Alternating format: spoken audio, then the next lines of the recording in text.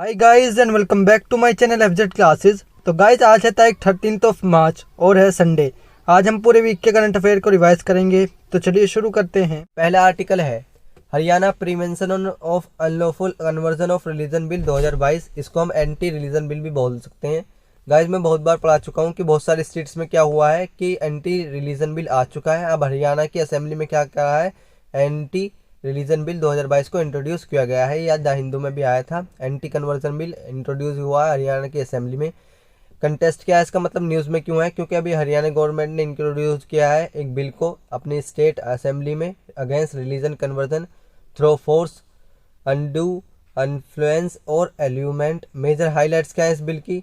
Section 3 of the bill क्या कहता है, makes it clear that no person shall convert or attempt to convert either directly or otherwise any other person from one religion to another by misrepresentation, use of force, threat, under influence, coercion, allurement or by fraudulent means including the use of digital mode or by marriage on or for marriage. अब इसे समझते हैं guys. अगर मैं example लूँ, एक guys है ए और एक है बी।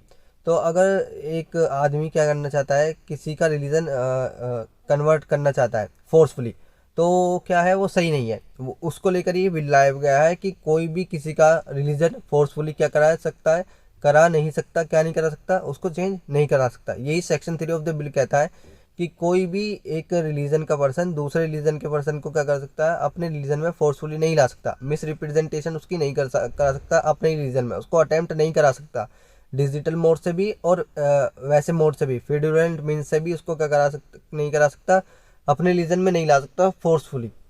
और समझते हैं the bill provides for declaring marriage. अगर ऐसे ही अगर किसी ने किसी का रिलीजन कन्वर्ट कराया और उसकी शादी हो गई इसमें, तो अगर वो व्यक्ति ये उसको फोर्सफुली करा गया, वो ये चाहता हो कि मैं क्या करूँ, अपने रिलीजन पे ही रहूँ, यानी कि अपने रिलीजन को कन्वर्ट ना करूँ, तो उसकी शादी अगर जो करवाई गई है उस शादी को क्या माना जाएगा, नल और वॉइड उस शादी को माना जाएगा। और इस अगर ये उसने करा दिया, एक पर्सन ने दूसरे पर्सन से अपना रिलीजन क्या करा दिया, कन्वर्ट करा दिया, अपने रिलीजन में उसको ले आया, तो उसके लिए पनिशमेंट भी है, 10 साल की उसको सजा मिलेगी और 3 लाख रुपए उसको फाइन भरना पड़ेगा। The mass conversion contravening to the provision, contravening मतलब अगर कोई इन प्रोविजंस का उल्लंघन करता है तो उसको 5 साल की सजा भी दी जाएगी और वो बढ़ाकर 10 साल भी हो सकती है और फाइन उसका मिनिमम 4 लाख रुपए उस पर लग सकता है। जैसे मैंने बताया था अभी आर्टिकल में, सिमिलर बिल बहुत सारे स्टेट्स में लाए गए हैं, जैसे उत्तर प्रदेश, मध्य प्रदेश, हिमाचल प्रदेश में भी एंटी रिलीजन बिल आ चुके हैं।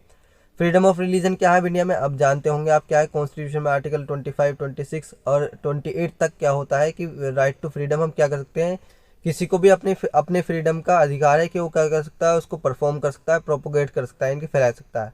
अब देख लेते हैं, freedom of religion in India is a fundamental right है, गारंटीड बाय आर्टिकल 25 से 28 तक ये कॉन्स्टिट्यूशन में आपको देखने को मिलेगा। आर्टिकल 25 का कहता है कि हम अपने रिलीजन को फ्रीली प्रोपोज कर सकते हैं, प्रोफोज कर सकते हैं, प्रैक्टिस कर सकते हैं, प्रोपोगेट कर सकते हैं, यानी कि और लेकिन पब्लिक ऑर्डर, मॉरलिटी और हेल्थ को मद्देनजर रखते हुए।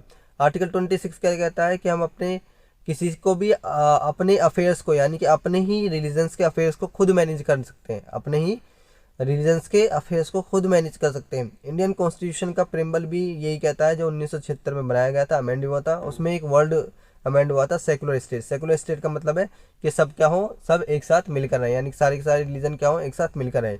Every citizen of India has a right, सबके पास क्या है, अधिकार है कि वो अपने रिलीजन को प्रमोट कर सकता है, प्रैक्टिस कर सकता है, लेकिन पीसफुली, जिससे क्या हो, पब्लिक ऑर्डर, मॉरलिटी और हेल्थ का नुकसान ना हो।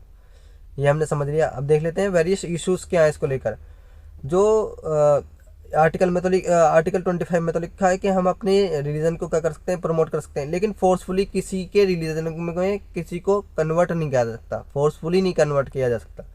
इसके ऊपर ही क्या है, एंटी रिलीजन बिल है। Such incidents not any violates our citizen freedom but also hurt the socio religion fabric और सोसाइटी। इंसिडेंट्स ऑफ लव जिहाद का इंसिडेंट आप जानते होंगे, लव जिहाद का इंसिडेंट आ गया बहुत सारे प्लेसेस में, हरियाणा में, इसलिए बिल लाया गया है। अपोजिशन क्या कहते हैं, अब जैसे ही हरियाणा में ये बिल लाया गया, हरियाणा की स्टेट असेंबली में, तो अपोजिशन ने क्या कहा, इसको अनकॉन्स्टिट्यूशनल कहा और इसको क्या कहा, गवर्नमेंट की एक ऐसा अटेम्प्ट कहा कि क्या होगी, इससे सोसाइटी डिवाइड हो जाएगी।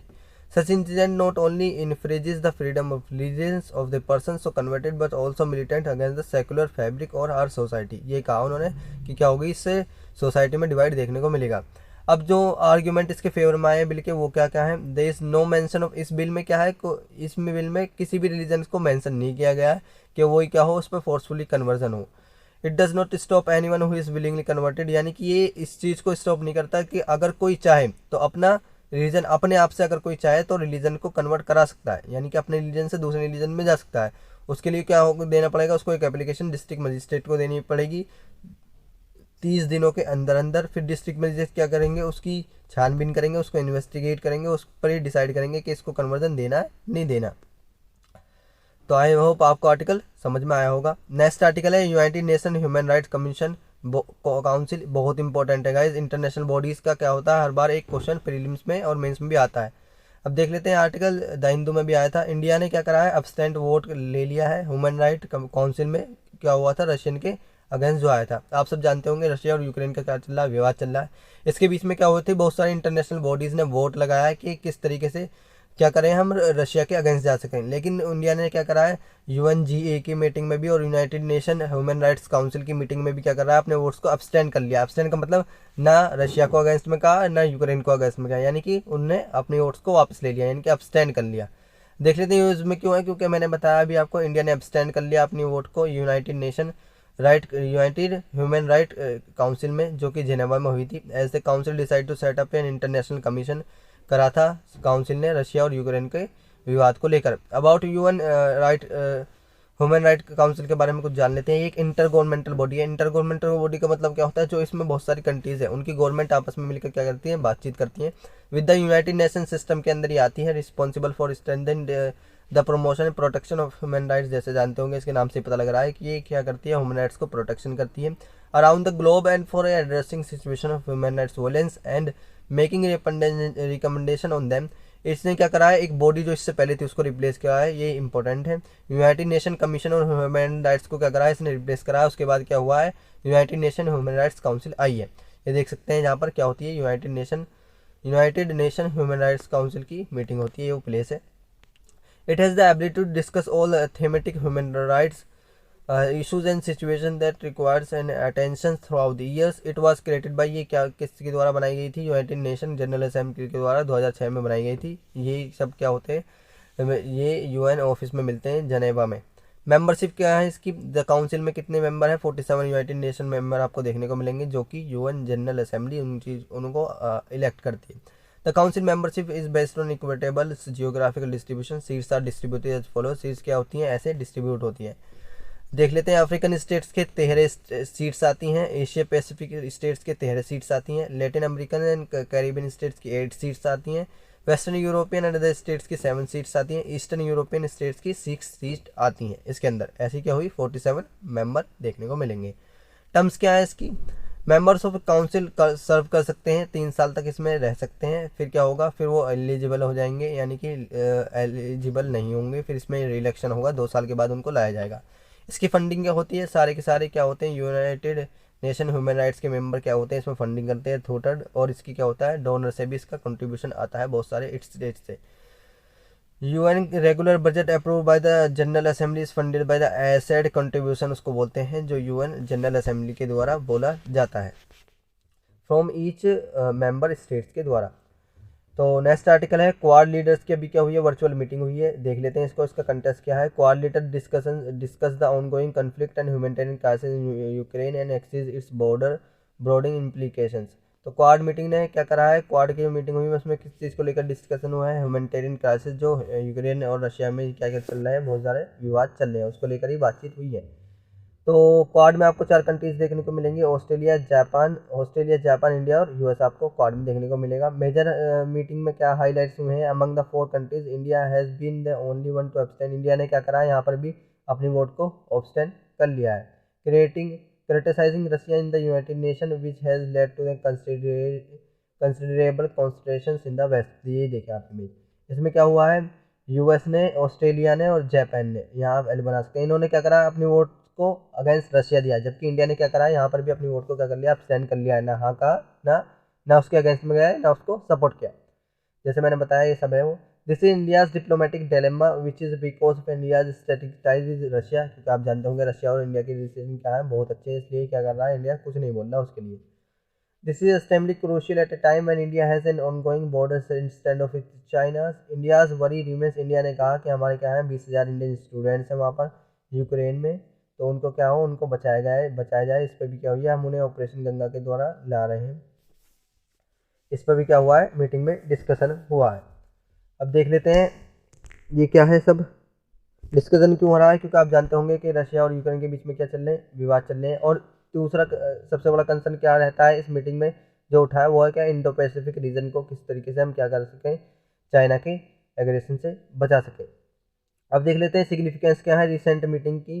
दे reaffirmed their dedication to the Quad, promote regional stability and prospect the coming together of the Quad leaders and the demonstration of. इस साइड में कुछ इंपॉर्टेंट नहीं है। They reframe their commitment to an free and open Indo Pacific पे क्या बोल सके, free and open बोल सके। Quad must remain focus on its core objective of promoting peace, stability and prosperity, वही सब है। इंडो पैसिफिक रीजन आप देख सकते हैं ये सब है। They also discuss the other topics, बहुत सारे टॉपिक्स पर डिस्कशन हुआ, जैसे साउथ ईस्ट एशिया पर, इंडियन ओशियंस पर और पैसिफिक आइलैंड पर। क्वाड के बारे में कुछ जान लेते हैं। ये इसको क्या बोलते हैं हम, क्वाड रिलेटेड सिक्योरिटी रिलायबिलिटी भी इसको बोलते हैं, QST। क्वाड में आपको 4 कंट्रीज देखने को मिलेंगे, India, US, Japan and Australia. Timeline क्या है इसकी, 2007 में जापानीज PM शिंजो एबे साहब ने इसको इंट्रोड्यूस किया था क्वाड रिलेटेड सिक्योरिटी डायलॉग के नाम से। दिसंबर 2012 में क्या हुआ, फिर शिंजो एबे साहब ने दोबारा इसको इनिशिएट किया, concept of an Asia democratic security diamond से, इन्वॉल्विंग ऑस्ट्रेलिया, इंडिया और जापान और US आपको इसमें मेंबर देखने को मिलेंगे। इंपॉर्टेंस क्या है क्वाड की इंडिया के लिए, काउंटिंग चाइनीज़ इन्फ्लुएंस, क्योंकि आप जानते होंगे चाइनीज़ का क्या होता है, हमारे पे हमेशा ही एग्रेशन देखने को मिलता है। तो ये क्या करेगा, टैकल करेगा चाइनीज़ का इन्फ्लुएंस, यानी कि चाइनीज़ का जो प्रभावित है हमारे बॉर्डर्स कंट्रीज़ पर, उसको क्या करेगा, ये ख़त्म करेगा। और दूसरा क्या है, पोस्ट कोविड डिप्लोमेसी, क्योंकि इसमें मीटिंग में भी डिस्कस भी हुआ था कुछ दिन पहले, क्या करेंगे हम इंडिया में वैक्सीन बनाएंगे और वहीं से क्या होगा, उसको एक्सपोर्ट करेंगे।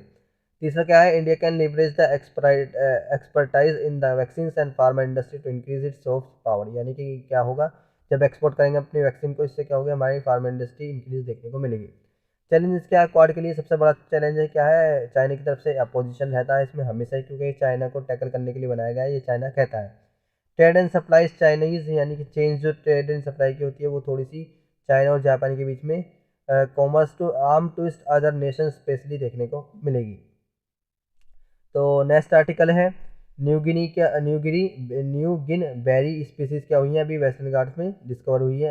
ये आर्टिकल द हिंदू में भी आया था, न्यू गिन बेरी स्पेसिफिक हुई है किसमें, साउदर्न वेस्टर्न घाट में। देख लेते हैं न्यूज़ में क्यों है, क्योंकि अभी क्या करा है, बोटेनिकल सर्वे ऑफ इंडिया ने डिस्कवर किए है एक न्यू गिन बेरी को species from the Kanyakumari wildlife sanctuary से तमिलनाडु में। The findings have been publish in the latest issue of Nordic journal of botany publish from Sweden. इसके बारे में थोड़ा सा जान लेते हैं न्यू गिनी बेरी के बारे में। ये एक स्पीसीज है जिसका नाम है, साइंटिफिक नेम है इसका Glycosmis albicarpa, with an distinct large white fruit आपको इसमें देखने को मिलेगा। देख सकते हैं आप, वाइट फ्रूट आपने इसमें देखने को मिलेगा। ये एक एंडेमिक हुई है, यानी कि मिली है साउदर्न वेस्टर्न घाट में। स्पीसीज बिलोंग करती है ऑरेंज फैमिली से, इसको हम रोटेकेव भी बोलते हैं। Berries of the Glycosmis species have the unique characteristic of gin aroma and have gained in popularity in edible food, यानी कि खाने के काम भी आती है। इसके यूजेस और क्या हैं, many of the related plants of this taxonomic groups are being utilise for their medical, के लिए भी बहुत ज़्यादा यूज इसका देखने को मिलेगा। Most commonly related species of this plants are collected from the wild, ये वाइल्ड से ही, जैसे वेस्टर्न घाट में वाइल्ड है, यानी कि सबसे ज़्यादा फॉरेस्ट आपको वेस्टर्न घाट में देखने को मिलेगा। वहाँ पे ही क्या हुई है, ये डिस्कवर हुई है। Mainly for local use as food में भी इसका यूज़ होता है, उसका मेडिसिन भी यूज़ होता है। कुछ क्वेश्चन लगाए, इसका आंसर क्या दें, कमेंट में दें। Do economic sanctions work as an deterrent, इसका मतलब है क्या इकोनॉमिक सैंक्शन वाकई में क्या करते हैं, मायने रखते हैं, यानी कि उनकी वजह से अगर किसी कंट्रीज पर सैंक्शन लग जाते हैं तो उसकी इकोनॉमी क्या हो जाती है, ठप हो जाती है, यानी कि बेकार हो जाती है। इसका एग्जाम्पल हम ले सकते हैं, जैसे अभी क्या कर रहा है, रशिया के ऊपर सभी कंट्रीज ने क्या लगा दी हैं, इकोनॉमिक सैंक्शन लगा दिए हैं। इसके बारे में हम डिटेल में डिस्कस करेंगे। तो जान लेते हैं इकोनॉमिक सैंक्शन का मतलब क्या है। तो इकोनॉमिक सैंक्शन का मतलब है कोई पेनल्टी या बैन लगा देना किसी भी ट्रेड के सामान पर, किसी भी ट्रेड के सामान पर, जिससे क्या हो, उस कंट्री की स्ट्रेटेजी बिल्कुल ठप हो जाए, उस कंट्री का ट्रेड बिल्कुल ठप हो जाए, वो क्या होता है, वो होता है इकोनॉमिक सैंक्शन।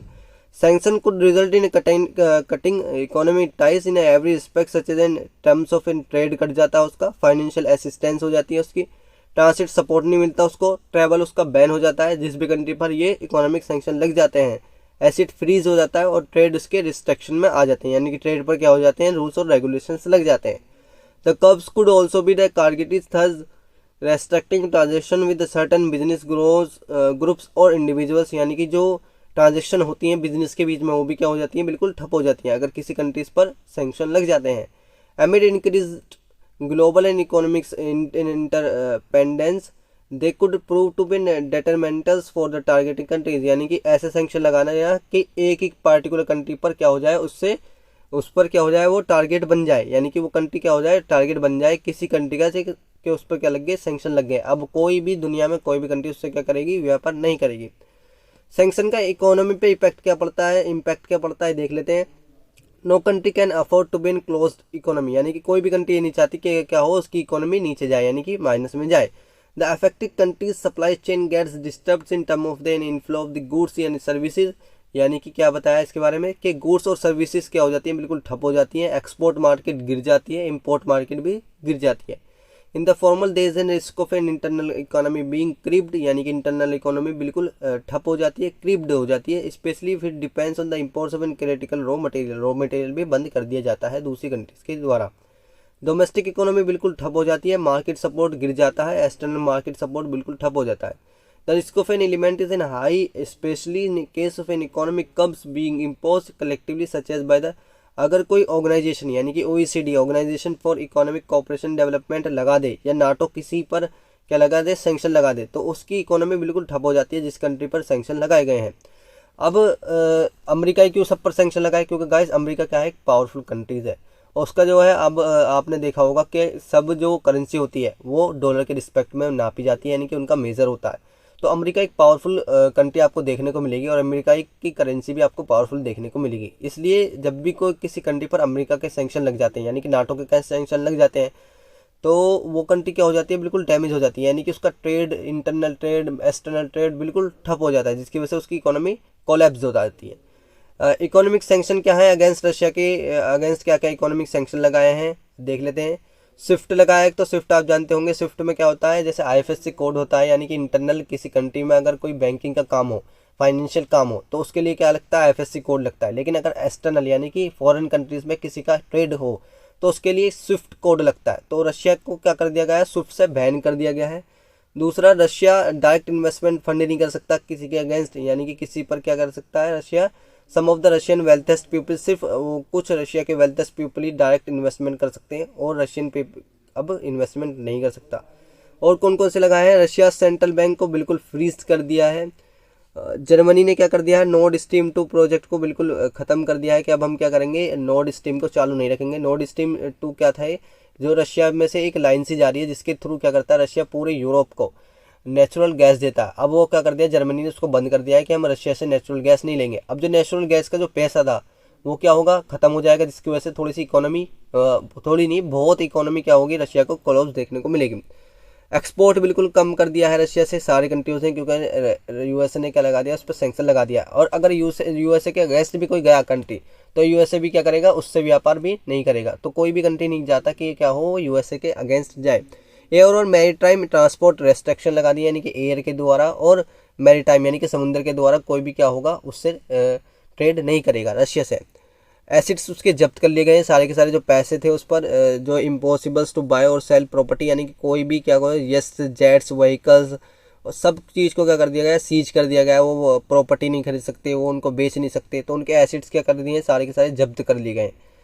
अब रेस्ट्रिक्शन की कॉस्ट क्या होगी, ये आपको पता होगा। जैसे रेस्ट्रिक्शन लग गए तो ट्रेड तो बिल्कुल बंद हो गया। अब ट्रेड बंद हो गया तो इससे क्या होगी, ट्रेड किस पर डिपेंड करता है, इकोनॉमी ट्रेड पर डिपेंड करती है, क्योंकि ट्रेड जितना अच्छा होगा उतनी ही GDP अच्छी देखने को मिलेगी। तो इससे क्या होगी, कंट्रीज की इकोनॉमी ठप हो जाएगी। Economic strength of the country being targeted, यानी कि इकोनॉमी क्या हो जाएगी, बिल्कुल ठप हो जाएगी। Russia can't be bust side as an ordinary economy, यानी कि जैसी लोगों की इकोनॉमी होती है, जैसी कंट्रीज की इकोनॉमी होती है, अब रशिया की इकोनॉमी ऐसी नहीं बचेगी।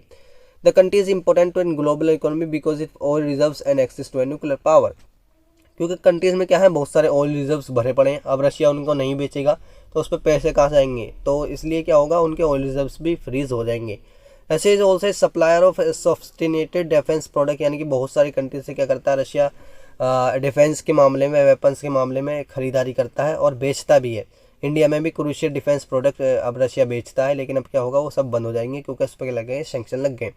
Given the long-term strategic nature of the relationship, India is abstaining from voting on resolutions to condemn Russia.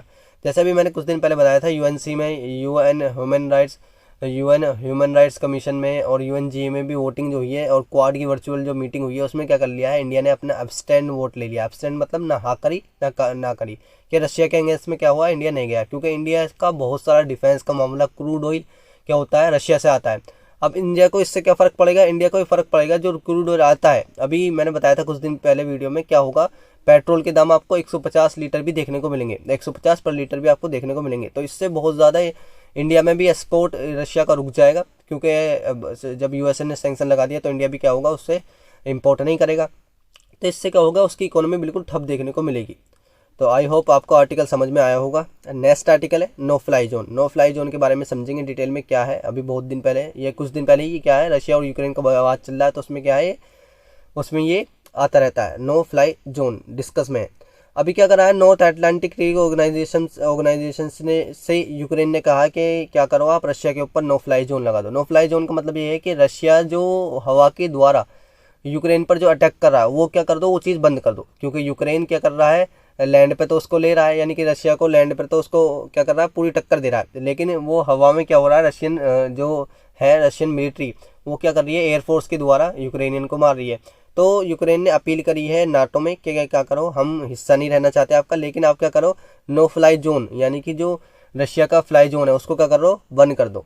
यही न्यूज़ है। फ्लाई जोन क्या होता है, फ्लाई जोन एक सिंपल टर्म्स में क्या होता है, refers to an particular air space होता है जब aircraft those permitted by enforcement agency barred from the flying, यानी कि कोई भी एयरक्राफ्ट जब बैंड कर दिया जाता है कि अब फ्लाइंग नहीं होगी उसकी, तो उसको क्या बोलते हैं, फ्लाई जोन बोलते हैं, no fly zone. Articles under chapter 7 of the United Nation charter के अंदर ये लिखा है कि अगर किसी को कोई ट्रेथ हो, यानी कि उसकी पीस क्या हो, डिस्टर्ब हो रही हो, तो वो क्या कर सकता है, नो फ्लाई जोन लगवा सकता है नाटो से। Article 39 of the United Nation security council कहता है कि existence of an threat to an peace और एन एक्ट ऑफ एग्रीगेशन, यानी कि अगर कोई आप पर एग्रेशन कर रहा है तो आप क्या कर सकते हो, उसके पीस के लिए उसके ऊपर नो फ्लाई जोन लगा सकते हो। It suggests further measures if required are to be carried out in accordance to Article 41 and 42 restore international peace and security। ये कुछ नहीं है।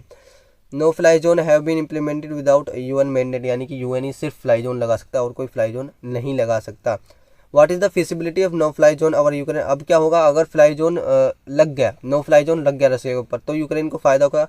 यूक्रेन के ऊपर क्या होगा कि जो अब अटैक्स हो रहे हैं एयर के द्वारा वो क्या होंगे, वो बहुत कम हो जाएंगे। No fly zone declaration essentially comprehensive in situation demanding in suspense ongoing violence. जो वायलेंस है वो क्या होगा, अब नॉन वायलेंस में बदल जाएगा अगर नो फ्लाई जोन लग गया। NATO has previously impose no fly zone in a non members state like Libya और बोस्निया में भी क्या हुआ है, नाटो सबसे पहले लीबिया और बोस्निया में ही नॉन फ्लाई जोन लगा था जब वहाँ पर सिविलियन वॉर चल रहा था। With Russia it fierce and full flagged war in Europe. लेकिन नाटो कह रहा है कि हम क्या होंगे, नो फ्लाई जोन नहीं लगाएंगे। क्यों नहीं लगाएंगे, क्योंकि यूएसए ने रशिया ने कि व्लादिमीर पुतिन ने साफ कह दिया है अगर कोई हमारी कंट्रीज पर बोलता है तो वो क्या होगा, वो खड़ा हमारा क्या होगा, वो हमारा दुश्मन होगा। तो यूएसए भी चाहता है कि क्या हो, रशिया का दुश्मन न करने, क्योंकि रशिया क्या है इस टाइम पे गुस्से में है। It has been demanding that NATO scale back to an pre 1997 agreement. Both Russia and Ukraine are not an members of NATO. Simple सी बात है कि रशिया और यूक्रेन क्या थे, नाटो के मेंबर नहीं थे। Due to the idea of imposing no fly zone और Ukraine has been rejected outright, यानी कि रिजेक्ट कर दिया गया है। जो यूक्रेन ने अपील करी थी नाटो में उसको क्या कर दिया है, रिजेक्ट कर दिया गया है, क्योंकि यूएसए को भी खतरा है। If implemented, it means NATO deploying aircraft and asset which would result in a direct confrontation with Russia। वही बताया कि अगर नाटो ने इस चीज़ को अप्लाई कर दिया तो उसको क्या होगा, रशिया का डायरेक्ट सामना करना पड़ेगा। Broad countries in a fly zone. UNSC had banned all flight in Libya और एस्पेच, यानी कि जो पहले लग चुके हैं फ्लाई जोन उनके बारे में बताया 1973 में और 2011 में लीबिया सिविल वॉर के द्वारा लगा दिए गए थे no fly zone. Member state were asked to deny permission to any Libyans restricted, यानी कि लीबिया को ये कर दिया गया था, रेस्ट्रिक्ट कर दिया गया था कि आप क्या करोगे, आप कोई भी स्पेस एयरक्राफ्ट एयरफोर्स क्या होगे बोस्निया के ऊपर से नहीं गुजारोगे। तो नेक्स्ट आर्टिकल है what is general consent for CBI. आज इसके बारे में फुल डिटेल में समझेंगे। अभी ये बहुत दिन से क्या है, न्यूज़ में central bureau of investigation CBI. General consent क्या है, क्योंकि ये दो बॉडीज होती हैं, नेशनल इन्वेस्टिगेशन एजेंसी एनआईए, जिसको एनआईए एक्ट क्या करता है, टैकल करता है, गवर्न करता है। एक सीबीआई होती है जिसको Delhi special police establishment act क्या करता है, गवर्न करता है। ये एक स्टेटरी बॉडी नहीं है, ये एक्ट के द्वारा नहीं बनाई गई। This makes consent of an state government mandatory for conducting investigation in that state.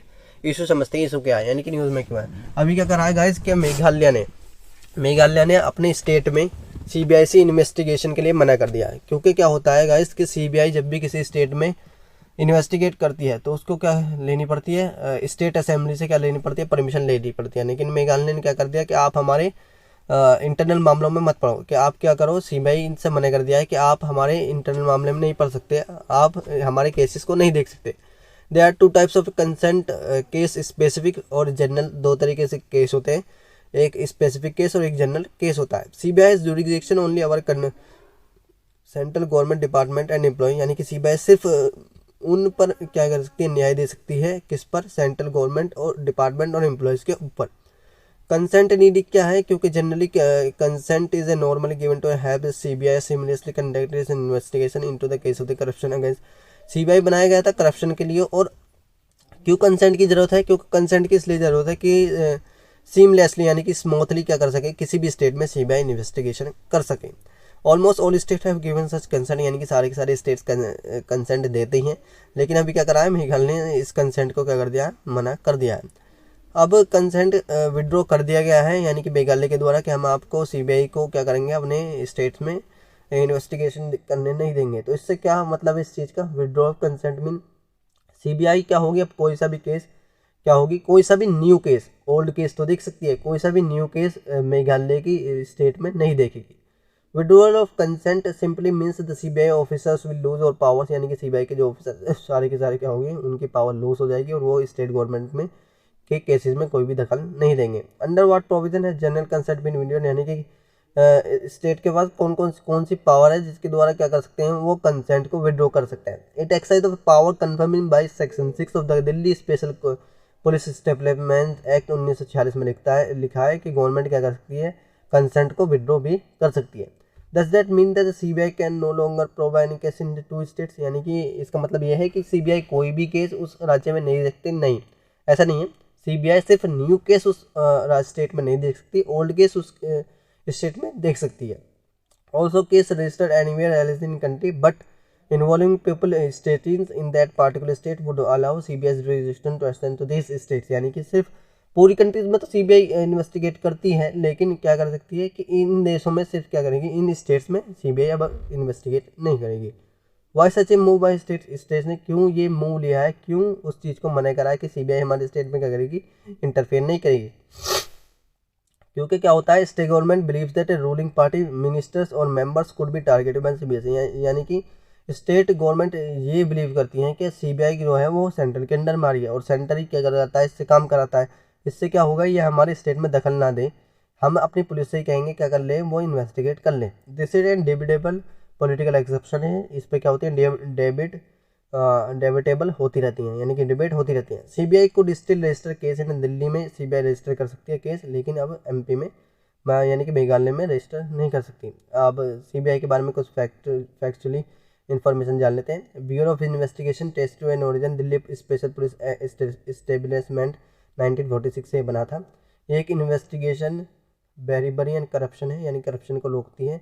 War and supply department of India है, इसका हेडक्वार्टर आपको लाहौर में देखने को मिलेगा। मैंडेट क्या है सीबीआई की, सीबीआई एक मेन इन्वेस्टिगेशन एजेंसी है जिसका ये क्या है, गोल है। ये एक स्टेचुटरी बॉडी नहीं है, ये एक पावर्स के द्वारा बनाई गई है। इसको पावर्स किससे मिलती हैं, Delhi special police establishment act 1946 के द्वारा। ये वर्क करती है किसके अंदर, सीवीसी यानी कि सेंट्रल विजिलेंस कमीशन के अंदर ये वर्क करती है, जिसको बनाया गया था प्रिवेंशन ऑफ करप्शन एक्ट 1988 के द्वारा। CBI also India's official representative with the Interpol, यानी कि पुलिस के साथ क्या करती है, सीबीआई अपने आप को रिप्रेजेंट करती है। स्टेट ऑफ इंडियाज इन्वायरमेंट, ये आर्टिकल हमारे जीएस पेपर 1 में इन्वायरमेंट से इंपॉर्टेंट है। ये आर्टिकल डाउन टू अर्थ का है और डाउन टू अर्थ हमारे करंट अफेयर्स के लिए एक one of the most important source है, देख सकते हैं आप, इसमें भी आया था। India likely to miss at 17 की गवर्नमेंट टारगेट्स इन 2022। ये इसमें क्या बताया गया है कि इसमें बताया गया है कि इंडिया ने क्या थे, बहुत सारे टारगेट को अचीव करने के लिए कहा था, लेकिन इंडिया क्या है उसमें थोड़ा फेल देखने को मिला है, जैसे economy, employment, housing, drinking water, agriculture, digitalisation of land records, air pollution, इन सब में क्या है इंडिया थोड़ा नीचे देखने को मिला है, जबकि इंडिया ने क्या करा था, इनको टारगेट को अचीव करने के लिए कहा था। अब कंटेस्ट क्या है देख लेते हैं। Centre for science and environment ने एक रिपोर्ट रिलीज़ की है, state of India's environment report 2022। आप इसे लिख कर रख सकते हैं, centre for science and environment, यानी कि CSE, सिविल सर्विस एग्जामिनेशन नहीं, centre for science and environment ने क्या करी है, एक रिपोर्ट रिलीज़ करी है, state of India's environment report 2022। देख लेते हैं रिपोर्ट में क्या है। ये रिपोर्ट एनुअली पब्लिश होती है, यानी कि हर साल पब्लिश होती है, of the centre for the science and environment and down to earth की मैगजीन में। रिपोर्ट ने क्या क्या फोकस करा है, क्लाइमेट चेंज पर, माइग्रेशन, हेल्थ पर, फूड सिस्टम पर, और इसने biodiversity, forest and wild life, energy, industry, habitat, pollution, waste, agricultures and और बहुत सारी चीज़ पर क्या करा है, इसने फोकस करा है। रूरल डेवलपमेंट में भी इसने फोकस करा है। CSE एक public interest research and advisory organisation है, जो कि दिल्ली में आपको देखने को मिलेगी। अब इंडिया ने क्या क्या अचीव करा है जो उसने नेशनल टारगेट को कहा था। तो सबसे पहले क्या था, इकोनॉमी में हमने टारगेट रखा था क्या क्या करेंगे हम 2022-23 तक 4 ट्रिलियन USD तक इकोनॉमी लाएंगे। लेकिन क्या हुआ है, 2020 में लॉकडाउन की वजह से 2.48 ट्रिलियन ही हमारी इकोनॉमी पहुंच पाई है, यानी कि GDP पहुंच पाई है। एक कोविड-19 की वजह से इफेक्ट देखने को मिला है। एम्प्लॉयमेंट में हमने क्या टारगेट रखा था कि हम फीमेल लेबर फोर्स पार्टिसिपेशन बढ़ाएंगे 30% तक, एटलीस्ट 30% तक 2022-23 तक, लेकिन 17% ही ये जनवरी मार्च 2020 में देखने को मिला है सिर्फ। हाउसिंग में हमने क्या टारगेट रखा था, 29.5 मिलियन हाउसिंग यूनिट देंगे हम अंडर प्रधानमंत्री आवास योजना के अंडर, लेकिन हम 12 मिलियन ही सिर्फ PMAY अर्बनाइजेशन यानी कि 46.8% ही सिर्फ इसमें, 38% इसमें अचीव कर पाए। ड्रिंकिंग वाटर में हमने क्या टारगेट रखा था, हम पाइप ड्रिंकिंग वाटर देंगे सबको 2022-23 तक, लेकिन सिर्फ हम इसको 45% ही टारगेट को अचीव कर पाए। एग्रीकल्चर में हमने क्या टारगेट रखा था कि हम क्या करेंगे, फार्मर की इनकम को डबल कर देंगे 2022 तक ही, लेकिन ये 6426 से लेकर कुल 10,218 देखने को मिली है, जबकि ये डबल पूरी नहीं देखने को मिली।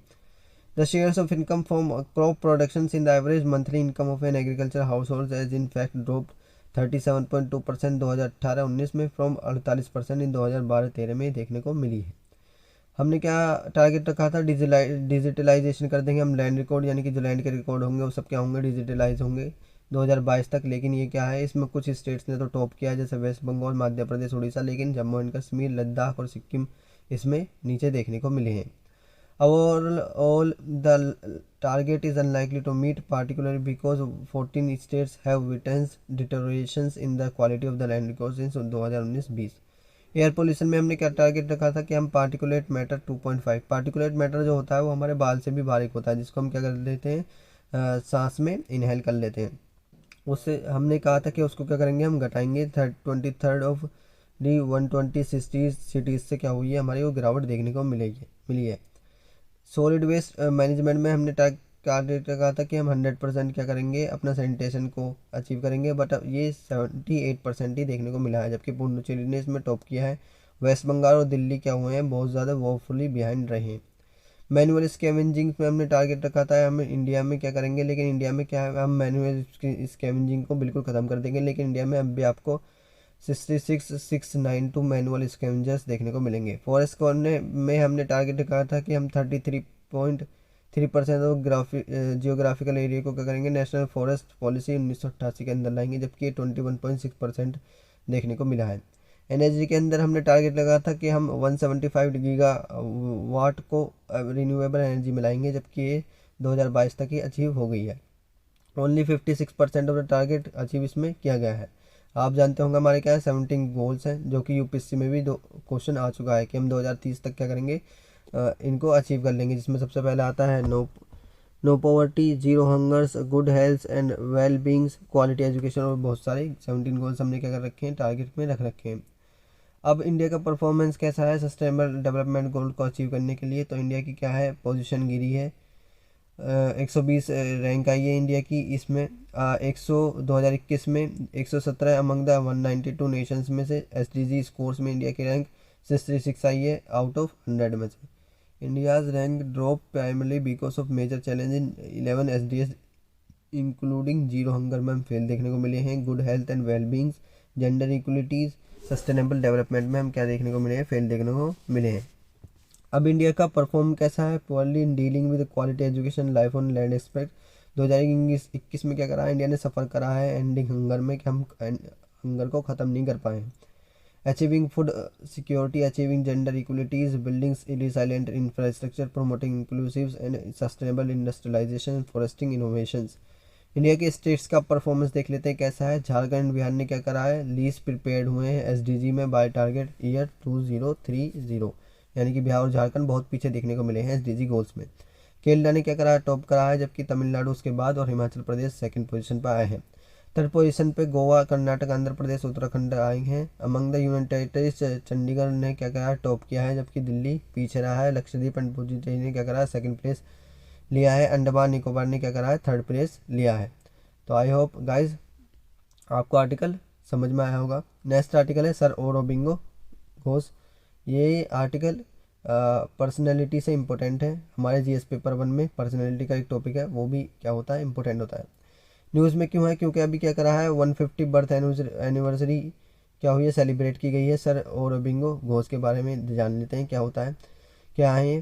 सर औरोबिंगो घोष एक पॉपुलरली नोन एज योगी हैं, इन्हें हम ऋषि औरोबिंगो भी बोलते हैं। ये एक revolutionary nationalist, poet, educationist and philosopher थे। इनका बर्थ कब हुआ था, अगस्त 15 1872 में कलकत्ता में। इनको हम श्री कृष्णानंद घोष भी बोलते हैं। इनके फादर क्या थे, एक बहुत बड़े डॉक्टर थे कोलकाता से। इनकी एजुकेशन अर्ली लाइफ के बारे में जान लेते हैं। एट द एज ऑफ 7 इनको क्या भेज दिया था, गया था लंदन भेज दिया गया था, जिसके बाद इन्होंने क्या करी, अपनी पढ़ाई वहीं से ही शुरू की थी, सेंट पॉल स्कूल से। रोल्स क्या है इनकी, प्लेड इन्होंने जो किया है, एक सर्विस ऑफिसर हैं, प्रोफेसर हैं, स्टेट सर्विस ऑफिसर बने थे 1893 में। इन्होंने नेक्स्ट 13 ईयर्स के लिए क्या करा, प्रिंसली स्टेट्स ऑफ बैरोडा में क्या किया, अपनी सर्विस की, प्रोफेसर बने वहाँ पर बैरोडा कॉलेज में। रिवोल्यूशनरी में इन्होंने क्या क्या काम किया है, एक रिवोल्यूशनरी सोसाइटी के हैं। Leading roles in secret preparation of uprising against the British government के हमेशा क्या रहे हैं, अगेंस्ट रहे हैं। Leader of the nationalist movement के लीडर रहे हैं 1906 में। Soon after the partition of Bengal के पार्टीशन के बाद श्री गोविंदो घोष ने क्या कर दिया था, क्विट कर दिया था बड़ौदा से एंड वेंट, और ये कोलकाता चले गए थे। Where he should become one of the leaders, बने वहाँ पर नेशनलिस्ट मूवमेंट के फर्स्ट पॉलिटिकल लीडर हैं इंडिया में, जिन्होंने क्या करा था, न्यूज़पेपर वंदे मातरम को फॉरवर्ड किया था, यानी कि वंदे मातरम को ओपनली लाए थे। The idea of the complete independence for the country. Prosecuted twice for sedition, यानी कि सेडिशन के लिए इन पर क्या लगे थे, 2 बार चार्ज लगे थे, लेकिन इन्हें फिर छोड़ दिया गया क्योंकि कोई क्या था, एविडेंस नहीं था। इन्हें हम योगी भी बोलते हैं। He had begun the practice of yoga in 1905 in Baroda. In 1908 he had the first of several fundamental spiritual realisations. In 1910 he withdraw the from politics, उन्होंने क्या करा, 1910 में विड्रॉ कर लिया एंड और पुंडीचेरी चले गए, और वहाँ पर ही क्या करा, अपने आप को डिवोट कर दिया स्पिरिचुअल लाइफ और वर्क में। During his 40 years in Pondicherry, he evolved a new method of spiritual practice which he called the integral Yogi. Literary work इन्होंने क्या किया है, वॉज एन, ये जर्नलिस्ट भी थे, और इन्होंने क्या करी, एक फिलोसफर मैगजीन भी लिखी है, उसका नाम क्या था, आर्या, जो पब्लिश हुई थी 1914 में। Among his many writing are the life divine, the synthesis of yogi and Savitri, इन्होंने लिखी है। टीचिंग क्या थी, he proposed an philosophy of divine life on earth through spiritual evolution. इनकी डेथ कब हुई, औरोबिंगो घोष की दिसंबर 5, 1950 में। तो नेक्स्ट आर्टिकल है national commission for protection of child rights. ये क्या है, ये किस लिए है, ये चाइल्ड्स की प्रोटेक्शन के लिए एक बॉडी है, इसके बारे में जानते हैं। ये पीआईबी से लिया गया है आर्टिकल। पीआईबी हमारे करंट अफेयर्स के लिए one of the most important source है। अभी क्या कर रहा है, national commission for protection of child rights ने सेलिब्रेट किया है अपना 17th फाउंडेशन डे को। एनसीपीसीआर क्या होती है, ये एक बॉडी है जो सेटअप की गई थी मार्च 2007 में under the commission for protection of child rights act 2005 में। ये एक एक्ट था जो पार्लियामेंट के द्वारा लाया गया था दिसंबर 2005 में। द कमीशन बिगन हुआ था 5 मार्च 2007 में। एनसीपीसीआर एक स्टेचुरी बॉडी है under the administrative control of the ministry of women's and child development के अंदर आती है, गवर्नमेंट ऑफ इंडिया। अब इसके अंदर बताया गया है क्योंकि प्रोटेक्शन ऑफ चाइल्ड के लिए, तो चाइल्ड कौन होंगे, चाइल्ड की डेफिनेशन क्या है, तो चाइल्ड वो होंगे जो 0 से 18 ईयर तक होंगे, वो चाइल्ड होंगे, वो एज ग्रुप चाइल्ड में आएगी। उससे ऊपर जो होंगे वो चाइल्ड नहीं माने जाएंगे। अब इसकी कंपोजिशन क्या है एनसीपीसीआर की, देख लेते हैं। ये एक कमीशन है जिसके अंदर एक चेयरमैन होते हैं और 6 मेंबर्स होते हैं। एटलीस्ट 2 इसके अंदर क्या होनी चाहिए, वीमेंस होनी चाहिए। These are the appointed by the central government के द्वारा, ये 3 साल के लिए अपॉइंट होते हैं। मैक्सिमम एज क्या है इस कमीशन के चेयरमैन के लिए, वो 65 है और अदर मेंबर्स के लिए क्या है 16 ईयर्स है। JCPOA ये आर्टिकल बहुत इंपॉर्टेंट है क्योंकि अभी बहुत दिन पहले भी क्या हुआ था, ये कुछ दिनों पहले ही न्यूज़ में आया था। ये JCPOA क्या है, इसको हम ईरान डील भी बोलते हैं और P5+1 डील भी इसको बोलते हैं, joint compression plan of action. इसके बारे में समझते हैं। जय हिंदू में भी आया था। ईरान न्यूक्लियर टॉक्स अभी क्या हो रही है, इनको रिवाइव कर दिया गया है कि ईरान की क्या हो, न्यूक्लियर टॉक्स हो, जिसमें क्या हो रहे हैं डिप्लोमेट सारे के सारे वियना में, यानी कि वियना जो ऑस्ट्रिया में है, ऑस्ट्रिया में, नॉट ऑस्ट्रेलिया में, ऑस्ट्रिया में, वियना में, वो क्या हो रहे हैं इकट्ठे हो रहे हैं इस पर बात करने के लिए। ये ईरान न्यूक्लियर डील जो हुई थी 2015 में हुई थी तहरीन्स में अकॉर्ड के अंदर, जिसके अंदर क्या थे प्रेसिडेंट बराक ओबामा ने क्या कर दिया था, डिसमेंटल कर दिया था। लेकिन बराक ओबामा ने इसको लगा दिया था ईरान न्यूक्लियर डील को, लेकिन डिसमेंटल कर दिया था डोनाल्ड ट्रम्प ने 2018 में इसको। जान लेते हैं 2015 में क्या डील हुई थी। Joint comprehensive plan of action result था जिसका प्रोनोलॉजिस्ट नेगोशिएशन फ्रॉम 2013 और 15 से बिटवीन ईरान एंड P5+1 के बीच में, जो UNSC में आप जानते होंगे परमानेंट मेंबर है, प्लस एक जर्मनी भी है, China, France, Russia, UK, US and plus Germany. Under the deal, इस डील के अंदर क्या हुआ था, ईरान क्या था पहले बहुत यूरेनियम एनरिचमेंट कर रहा था, यानी कि अपने अंदर क्या बना रहा था, अपनी कंट्रीज के अंदर बहुत सारे न्यूक्लियर पावर प्लांट्स और न्यूक्लियर वेपन्स बना रहा था। इसके अंदर ये तय किया गया कि ईरान क्या करेगा, अब न्यूक्लियर एनरिचमेंट नहीं करेगा, की कंपोनेंट फॉर न्यूक्लियर वेपन्स। और ये कहा गया कि protocol that would allow inspectors from the international atomic energy. चले इसके बारे में समझते हैं। 2015 में क्या हुई कि न्यूक्लियर जो ईरान था, ईरान क्या कर रहा था, अपने न्यूक्लियर वेपन पर बहुत ज़्यादा वर्क कर रहा था। तो 2015 में एक डील हुई बराक ओबामा और ईरान के बीच में, जिसमें ये कहा गया कि हम क्या होंगे, आपके ऊपर सैंक्शन नहीं लगाएंगे। लेकिन 2018 में जैसे ही डोनाल्ड ट्रंप आए तो उन्होंने क्या करा, सैंक्शन लगा दिए। अब ये यूएस ही क्यों सैंक्शन लगाता है, क्योंकि गाइस यूएस क्या है, एक बहुत मोस्ट पावरफुल कंट्रीज है जो सैंक्शन लगा देती है, जिसके बाद क्या होता है, ईरान अगर किसी से व्यापार करे तो यूएस भी उससे क्या होता है, व्यापार नहीं करता। तो 2018 में डोनाल्ड ट्रंप ने क्या करा, इस पर सैंक्शन लगा दिए, सारे के सारे सैंक्शन लगा दिए, जिससे क्या हो गई, उसकी इकोनॉमी गड़बड़ आ गई ईरान की। फिर 2020 में जब जो बाइडन आए तो उन्होंने क्या कहा, अब इस पर बात होनी चाहिए, ईरान क्या है, बहुत बड़ा ईरान का नुकसान देखने को मिलेगा, इस वजह से क्या हो, इस वजह से सैंक्शन सारे के सारे हटा दिए जाएँ। लेकिन और बहुत सारी कंट्रीज़ हैं, यानी कि 2 कंट्रीज़ और ऐसी हैं जो कि ये नहीं चाहती कि क्या हो, ईरान से सैंक्शन हटे। एक तो है इसराइल, क्योंकि इसराइल और ईरान के रिलेशन ही बहुत दिन से ख़राब आपको देखने को मिलेंगे, क्योंकि ईरान में अभी कुछ बहुत दिन पहले क्या थे, एक लीडर थे जो कि बड़े गलत स्टेटमेंट देते थे इसराइल के लिए कि इसराइल को क्या हो, मैप से हटा दो, ये छोटा सा है, ये डिपेंडेंट नहीं है, ये ऐसी कब्जा करके बना है, ऐसे वो क्या देते थे, स्टेटमेंट के देते थे। दूसरा सऊदी अरबिया, क्योंकि सऊदी अरब में आप जानते होंगे शिया और मुस्लिम है, यानी कि शिया आपको सुन्नी मुस्लिम सऊदी अरब में देखने को मिलेंगे और ईरान में आपको शिया बहुत ज़्यादा देखने को मिलेंगे। तो इनके बीच में क्या होता है, शिया सुन्नी के बीच में हमेशा कन्फ्लिक्ट चलता रहता है। और अगर ईरान में न्यूक्लियर पावर वेपन्स आ गए तो ईरान क्या होगा, सऊदी अरबिया के अगेंस्ट आ जाएगा, जिसकी वजह से सऊदी अरबिया नहीं चाहता कि ईरान क्या हो, ईरान डेवलप कंट्रीज बने। ईरान न्यूक्लियर डील 5 कंट्रीज़ के बीच में हुई थी, जैसे मैंने बताया, China, France, Germany plus Russia, UK और US। ये रिवाइव करने के लिए भी बात हुई है कि ईरान की क्या करो, डील कर दो। दूसरा, जब ये सैंक्शन इसके ऊपर लगे ईरान के ऊपर, तो ईरान के बहुत सारे न्यूक्लियर पावर प्लांट्स क्या हो गए, उन पर काम होना बंद हो गया, क्योंकि सैंक्शन लग गए तो पैसा कहाँ से आएगा, और पैसा नहीं आएगा तो क्या होगा, उससे ईरान की डेवलपमेंट नहीं होगी। दूसरा चैलेंज टू रिस्टोरेशन चैलेंज क्या है, तो बिटवीन सऊदी अरबिया और Iran is a major hurdle है, सबसे बड़ा क्या है, हर्डल है सऊदी अरबिया है। सऊदी अरबिया ही नहीं चाहता क्या हो, ईरान पे से सैंक्शन हटे। दूसरा, इसराइल भी एक बहुत बड़ा हर्डल है इसके लिए। US and Saudi Arabia have strengthen there relation पर US मिडल ईस्ट पॉलिसी, यानी कि US और सऊदी अरबिया के रिलेशन भी आपको बहुत अच्छे देखने को मिलेंगे। जैसे मैंने बताया, ट्रांजिशनल शिया सुन्नी का वहाँ पर हमेशा क्या रहता है, कॉन्फ्लिक्ट रहता है, जिसकी वजह से डिफिकल्ट है ये बहुत कि ईरान के सैंक्शन हट जाए। Iran is currently in violation of several of important commitments such as limits on stock place of enrichment, यानी कि यूरेनियम बहुत ज़्यादा वो कर रहा है। 2015 में जब डील हुई, सैंक्शन लग गए, तो ईरान कह रहा है अब तो सैंक्शन लग गए तो लग गए, हम क्या करेंगे, यूरेनियम एनरिचमेंट अब भी करेंगे और अपने पावर प्लांट्स यानी कि अपने न्यूक्लियर वेपन पर बहुत अच्छा काम करेंगे, जिसकी वजह से ये डील हो रही है वियना में। JCPOA का अब इम्पैक्ट, ये सबसे इंपॉर्टेंट स्लाइड है, इसमें क्या होगा, हम जानेंगे कि WTO का इम्पैक्ट कैसा पड़ेगा हमारे इंडिया पर। तो इंडियाज़ इंटरेस्ट इन चाबर पोर्ट, क्योंकि हम क्या कर रहे हैं, ईरान में एक चाबर पोर्ट बना रहे हैं, क्योंकि हम इसलिए बना रहे हैं कि पाकिस्तान में ग्वादर पोर्ट है जो चाइना ने बनाया है, इसको टैकल करने के लिए हम चाबर पोर्ट यहाँ ईरान में बना रहे हैं। जिसकी वजह से ये क्या हुआ है, जब 2015 में ये डील हुई कि यूरेनियम, 2018 में जब सैंक्शन लग गए, 2018 में जब डोनाल्ड ट्रम्प ने इस पर सैंक्शन लगा दिए, तो ये डील क्या हो गई, गड़बड़ा गई। यानी कि जो हम चाबर पोर्ट बना रहे थे, इस पर अच्छे से काम नहीं हो पा रहा था। तो इंडिया के लिए बहुत बड़ा कंसर्न है कि चाबर पोर्ट पर हम क्या हो रहे हैं, अच्छे से काम नहीं कर पा रहे।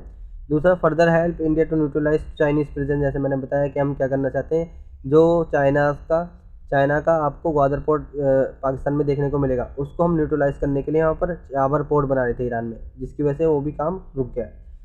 Apart from Chabahar's, India's interest in international north south transmit corridor भी हमारा क्या हुआ, गड़बड़ा गया। क्योंकि हम क्या हो रहे थे, INSTTC से क्या हो रहे थे, रशिया तक जा रहे थे, रशिया तक हमारा व्यापार जा रहा था। जब ये चाबर पोर्ट ही बंद हो गया, चाबर पोर्ट में काम अच्छा शुरू नहीं हुआ ईरान में, क्योंकि ईरान से INSTTC जाता है, तो उससे क्या हुआ, बहुत बड़े कंसर्न देखने को मिले। दूसरा, ये घाटा है इंडिया को। आई होप आपको आर्टिकल अच्छा लगा होगा, यानी समझ में आया होगा। तो नेक्स्ट आर्टिकल है डुगोंग कंजर्वेशन रिजर्व। ये आर्टिकल हमारा GS पेपर 3 में कंजर्वेशन से इम्पोर्टेंट है। देख लेते हैं न्यूज़ में क्यों है, क्योंकि अभी तमिलनाडु गवर्नमेंट ने क्या कहा है कि हम एक क्या करेंगे, एस्टेब्लिश करेंगे एक इंडिया का फर्स्ट कंजर्वेशन रिजर्व डुगोंग के लिए gulf of Mannar, Palk Bay में। India to act as an leading nation in the South Asia में क्या हो जाएगा, इंडिया सबसे बड़ा वो बन जाएगा कि सबसे पहला India first conservation reserve India ने ही बनाया with respect to the dugong conservation से लेकर। अब देख लेते हैं ये कहाँ है, गल्फ ऑफ मन्नार कहाँ है, जहाँ पर ये बनेगा, पाक बे में। या आपको ऊपर तमिलनाडु देखने को मिलेगा, नीचे आपको श्रीलंका देखने को मिलेगा। इसके बीच में जो लाइन सी है पाक बे, यानी कि गल्फ ऑफ मन्नार के पास क्या होगा, यही कंजर्वेशन रिजर्व बनाया जाएगा।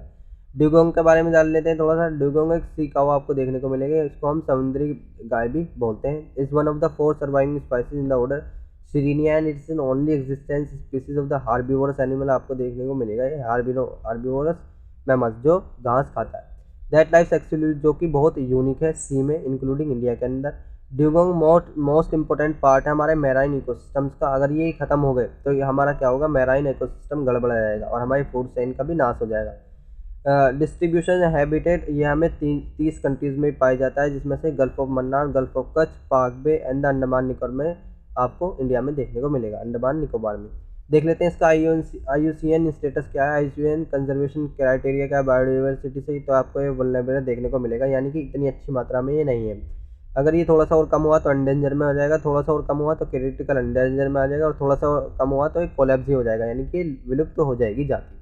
थ्रेड्स क्या है इसके लेकर, तो सबसे पहले थ्रेड्स है कि जो मछुआरे हैं वो क्या करते हैं, बोट ट्रैवलिंग करते हैं। बोट ट्रैवलिंग क्या होती है, ये अगर देख सकते हैं आपके बोट में क्या हो सकता है, एक रस्सी से बांध देते हैं, जिसके अंदर एक जाल बिछा देते हैं, जो क्या होता है, जो समुद्री घास होती है उनको भी उखाड़ लाता है मछली के साथ साथ। तो इनका क्या है, हैबिटेट डिक्रीज देखने को मिलेगा, जिसकी वजह से इनके लिए थ्रेट्स है। दूसरा, ट्रेवलिंग एक मेथड है फिशिंग को लेकर, और pulling fishing net through the water behind one और मोर बोट, जैसे मैंने बताया। ये हार्मफुल है हमारा ट्रोलिंग जो है, और बहुत सारे कंसर्न है ट्रोलिंग को लेकर। सबसे पहला है इन्वायरमेंट को बर्बाद करता है, क्योंकि ये सी फ्लावर को घटाता है, कोरल रीफ्स को बर्बाद करता है, और मैराइन एनिमल्स को भी परेशान करता है। देख लेते हैं और क्या क्या कंसर्न है। ह्यूमन एक्टिविटीज़ हैं जो बहुत सारी, जो डुगोंग को परेशान करती हैं। मॉडिफिकेशन ऑफ हैबिटेट्स, पोल्यूशन हम जो फैलाते हैं, अंपत इलीगल फिशिंग एक्टिविटीज़ जो हम करते हैं, वेसल स्ट्राइक्स, अनसस्टेनेबल हंटिंग और पोचिंग जो होती है इसकी, और इसका जो मीट हम कंजर्व करते हैं उसको लेकर भी इसके लेकर कंसर्न है। Dugong meat is consume under the wrong impression that it cools down human body temperature, जो कि क्या करता है, हमारे बॉडी के टेम्परेचर को कूल डाउन करता है। प्रधानमंत्री भारतीय जन औषधि परियोजना, आज इस परियोजना के बारे में सब चीज़ जानेंगे, इसको डिटेल में एक्सप्लेन करेंगे। आप जानते होंगे प्री में भी और मेंस में भी हमारे लिए क्या होती है, हर साल एक ना एक परियोजना आती है, स्कीम्स आती हैं। देख सकते हैं आप, ये जागरण में भी आया था। जन औषधि केंद्र को बढ़ावा देने के लिए 1 से 7 मार्च तक जन औषधि सप्ताह मनाया जा रहा है। ये स्वास्थ्य मंत्री मनसुख मंडाविया ने इस चीज़ को कहा है। न्यूज़ में क्यों है, क्योंकि हमारे अभी प्राइम मिनिस्टर ऑफ इंडिया ने अनाउंस किया है कि हम सेलिब्रेट करेंगे जन औषधि दिवस को एवरी ईयर 7 मार्च को, याद रखना 7 मार्च को। किस चीज़ के लिए, एजुकेट करने के लिए जनरल पब्लिक को अबाउट द बेनिफिट ऑफ प्रधानमंत्री भारतीय जन औषधि परियोजना के बारे में बेनिफिट लेने के लिए। प्रधानमंत्री भारतीय जन औषधि परियोजना PMBJP के बारे में जान लेते हैं क्या है, इसका ओरिजिन कब हुआ था। Jan Aushadhi scheme was launch by the department of pharmaceuticals, ministry of chemicals and fertilisers, government of India in November 2008 में इसका क्या हुआ था, इसको लॉन्च किया गया था। गवर्नमेंट ने क्या दिया था, इससे पहले रिमूव किया था, यानी इसका नाम बदला था जन औषधि स्कीम इन सितंबर 2015 में एज प्रधानमंत्री जन औषधि योजना थी पहले, अब क्या कर दिया गया है, इसको परियोजना कर दिया गया है। To give further impact to the scheme it was again rename, इसको फिर बाद में रीनेम करके क्या कर दिया गया है, प्रधानमंत्री भारतीय, आप देख सकते हैं भारतीय ऐड होता जा रहा है, भारतीय जन औषधि परियोजना इसको कर दिया गया। अब इसको इम्प्लीमेंट कौन करता है, कौन इसके पीछे एजेंसी है जो इसको कंट्रोल करती है, तो उसका नाम है pharmaceutical and medical devices bureau of India, PMBI. उससे पहले कौन थी बीपीपीआई थी पहले, उससे पहले bureau of pharma PSU of India. अब कौन है, अब पीएमबीजेपी है। पीएमबीजेपी एक इंडिपेंडेंट सोसाइटी सेटअप एक फार्मा ने सेटअप किया है, पीएसयू ने, टू हैव ए फोकस, जो फोकस कर सकें किस चीज़ के ऊपर, जन औषधि कंपेन के ऊपर, सही चल रहा है नहीं चल रहा है। Register under the society registration act 1960 में इसको रजिस्टर कर दिया गया है। अब इसके साइलेंट फीचर देख लेते हैं पीएमबीजेपी के। तो एक अप्रूव हुआ था constitution by state financial corporation से विद फाइनेंशियल आउटले, यानी कि इस पर 490 करोड़ खर्च किए जाएंगे 2020-21, 2024-25 के लिए। तो ओपन 10,500 PMBGS कैंड्रिस खुलेंगे सबके लिए all over the country by March 2025 तक। Under the scheme medicine are proclaimed from World Health Organization से क्या होंगी, मेडिसिन चेक होंगी, फिर उसके बाद ही उनको दिया जाएगा। गुड मैन्युफैक्चरिंग प्रैक्टिसेस सर्टिफाई होगा, supply for ensuring the quality of the product, यानी कि किस तरीके से प्रोडक्ट का क्वालिटी अच्छी दे सकें, इस चीज़ को लेकर वर्ल्ड हेल्थ ऑर्गेनाइजेशन से इसकी टेस्टिंग भी होगी। Each batch of the drugs is tested at the national accredited board for testing and calibration laboratory NABL से इसकी टेस्टिंग भी होगी। अब उसका ऑब्जेक्टिव देख लेते हैं, पीएमजेबी का ऑब्जेक्टिव क्या है। ये क्या कर सके, ये चाहती है कि हम क्वालिटी मेडिसिन प्रोवाइड करा सकें कंज्यूमर्स को and surgical items of affordable price पर हम क्या कर सकें, एक क्वालिटी मेडिसिन को कंज्यूमर को प्रोवाइड करा सकें। तो पॉपुलराइज जेनरिक मेडिसिन, यानी कि हम क्या कर सकें, जेनरिक मेडिसिन को ज़्यादा से ज़्यादा पॉपुलराइज करा सकें, क्योंकि लोगों के दिमाग में एक क्या है कि पेटेंट अच्छी होती हैं और जेनरिक बेकार होती हैं, जबकि prevent notions that low prices पर जेनेरिक मेडिसिन को हम क्या कर सकें, पॉपुलराइज करा सकें पॉपुलेशन के बीच में। To ensure easy availability of the menstruation health service, Jan Aushadhi Suvidha, sanitary napkin हम वुमेंस को प्रोवाइड कर सकें पूरे all over the India. Generate कर सकें हम employment by engaging individuals entrepreneurs in the opening of PMBG's Kendras. I hope आपको आर्टिकल समझ में आएगा। तो नेक्स्ट आर्टिकल है मॉन्ट्रियस कन्वेंशन। आज इसके बारे में सब कुछ जानेंगे डिटेल में। मॉन्ट्रियस कन्वेंशन क्या है और किसके बीच में हुआ था, देख सकते हैं आप, इंडियन एक्सप्रेस में भी आया था। What is the Montreux convention, can क्या तुर्की रशिया के वर्कशिप को ब्लॉक कर सकता है, किसके अंदर, ब्लैक सी के अंदर। आप देख सकते हैं ब्लैक सी है, आपको राइट में इसमें जॉर्जिया, रशिया, यूक्रेन और रोमानिया और बल्गारिया, यानी कि ये 5 आपको देश इससे बॉर्डरिंग कंट्रीज देखने को मिलेंगे। ये जो ब्लैक सी है गाइस, तो मॉन्ट्रियस हुआ था, मॉन्ट्रियस कन्वेंशन के बीच में कहा गया था अगर कोई वार रशिया और यूक्रेन के बीच में होता है तो तुर्की क्या कर सकता है, रशिया के जो ट्रेड है, यानी कि जो रशिया के शिप ब्लैक सी से जाएंगे उनको क्या कर सकता है, रोक सकता है, जिससे रशिया का नुकसान देखने को मिलेगा। अब देख सकते हैं यहाँ पर 2 स्टेक आपको देखने को मिलेंगे, डेंड्रेनस और बॉस्फोरस। इसके द्वारा ही क्या होता है, यहाँ से जहाज जाते हैं और ब्लैक सी के द्वारा रशिया में पहुंच जाते हैं। अभी सी ऑफ मरमरा भी पिछले साल किसमें आया था, न्यूज़ में आ गया था, क्योंकि इसमें क्या थी, बहुत ज़्यादा काई जम गई थी। अब देख लेते न्यूज़ क्या है। टर्की एक्टिवेट कर सकता है मॉन्ट्रियस कन्वेंशन के रिस्पॉन्स में रशिया और इन्वेंशन ऑफ यूक्रेन के वॉर में। मीनिंग क्या है इसकी, Turkey set up to implement an international convention on noble passage through two of its strategy states, जैसे मैंने बताया 2 स्टेट है वहाँ पर, डेंड्रस और Bosphorus, which would allow them to limit the movement of Russian warship between the Mediterranean Sea and Black Sea से उनकी क्या हो जाएगी, आपको लेफ्ट में मेडिटेरियन सी एजेंसी से आपको जाते हुए मिलेंगे और आपको नीचे मेडिटेरियन सी भी देखने को मिलेगा, जिससे क्या होगा, उसका ट्रेड बिल्कुल रुक जाएगा। द बॉस्फोरस एंड डार्डेनस स्टेट क्या है, इनके बारे में थोड़ा सा जान लेते हैं। Also known as the Turkey states भी इनको बोलते हैं और इनको ब्लैक सी स्टेट्स भी बोलते हैं। ये कनेक्ट करते हैं एजेंसी को ब्लैक सी से वाया सी ऑफ मरमरा के द्वारा। ये एक ओनली पैसेजेस इसके द्वारा Black Sea ports can access the Mediterranean से दूर जा सकता है ब्लैक सी में मेडिटेरियन से ऐड हो सकते हैं, एंटर कर सकते हैं इस पैसेज के द्वारा। Over 3 million barrels of oil, इससे क्या होता है, हर ईयर एवरी ईयर क्या होता है, इससे गुजरता है आवर 3 मिलियन ऑफ ऑयल इस रास्ते से ही। अब देख लेते हैं, the route also ships large amount of iron, steel और एग्रीकल्चर प्रोडक्ट्स भी इससे क्या होते हैं, शिप होते हैं from the Black Sea coast to the Europe and the rest of the world. According to 1936 Montreux convention हुआ था, जिसके अंदर तुर्की को कंट्रोल मिल गया था बॉस्फोरस और डार्डनस स्टेट्स पर। अगर कोई रशिया और यूक्रेन के बीच में वार होता है और रशिया चाहता है कि वो ब्लैक सी से क्या करे, ब्लैक सी में अपने मिलिट्री को तैनात कर दे और यूक्रेन पर हमला कर दे, तो रशिया क्या, यूक्रेन तुर्की क्या कर सकता है, उस चीज़ को रोक सकता है, वहाँ से रशिया की शिप हटा सकता है। देख सकते हैं ब्लैक सी आपको स्टेट ऑफ डार्डनेस जैसे मैंने बताया और बॉस्फोरस देखने को मिलेगा, और इस्तांबुल के पास आपको बॉस्फोरस देखने को मिलेगा।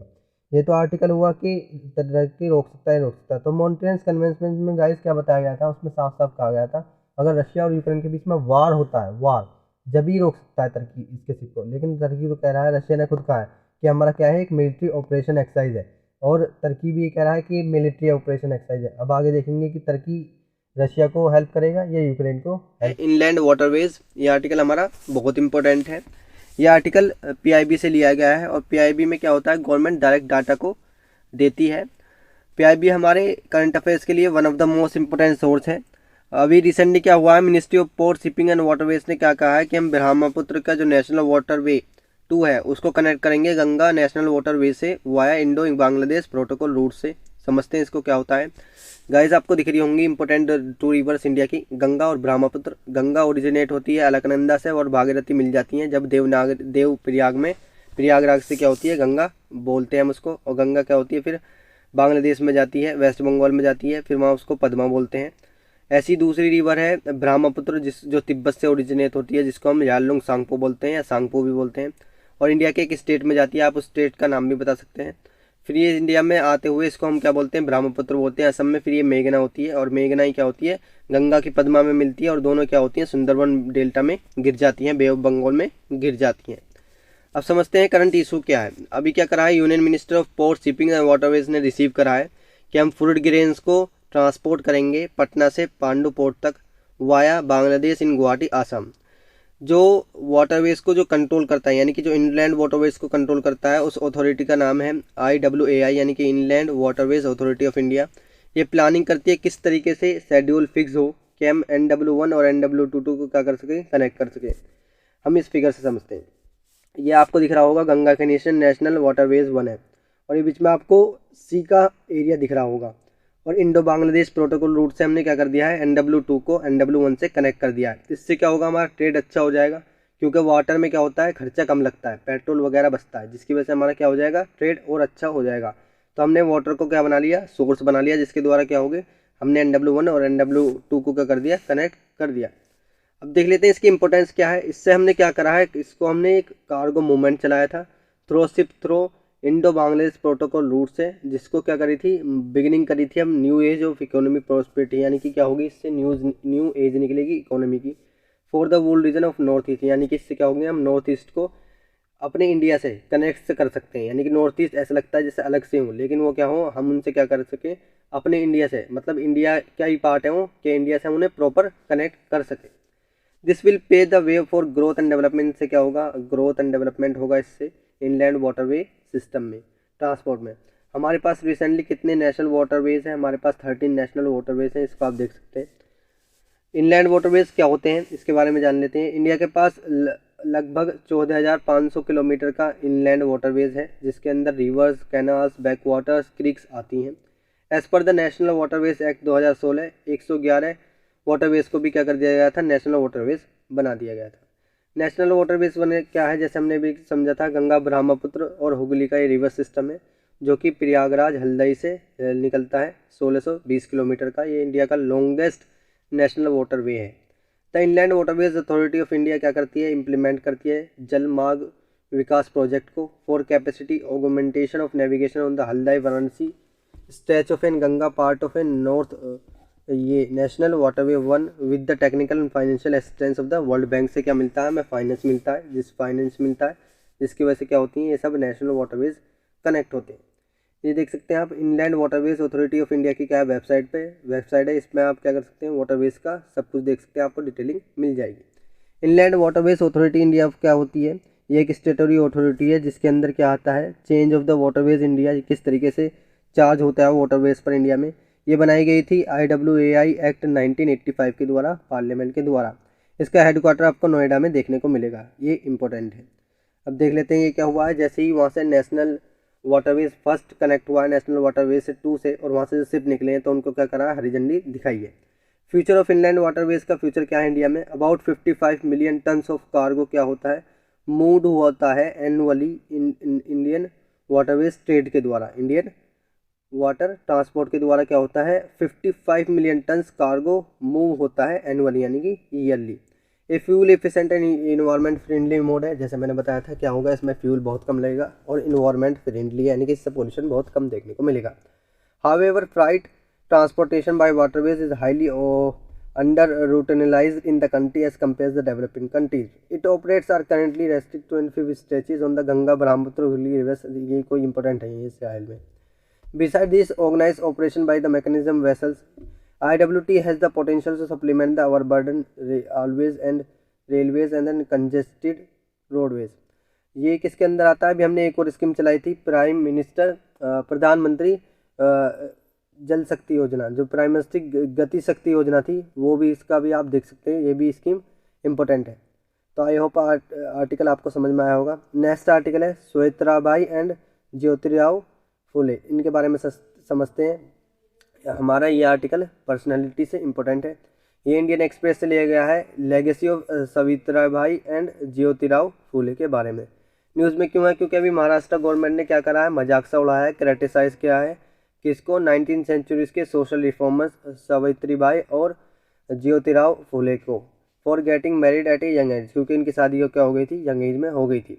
महात्मा Jyotirao and Savitribai Phule stand out as extraordinary couple थे in the social and educational history of India.